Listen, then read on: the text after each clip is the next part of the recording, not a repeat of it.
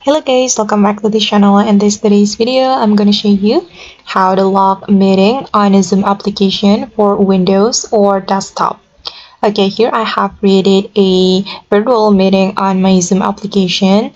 And if you want to lock your meeting, the step is very simple. You just need to go to the participants option or participants section right here. Then you're going to click on this three dots button right here, and there are some options for you. And if you want to lock your meeting, you can simply tap on lock meeting. Okay, and now this meeting is locked, then no one else can join this meeting. And if you want to unlock it, you just need to click on this three dots button, then click on lock meeting again. Okay, and now the meeting is unlocked, and that's how we can lock or unlock meeting on a Zoom application for Windows or desktop. I hope this tutorial will be useful for you. Thank you so much for watching, and see you in the next video.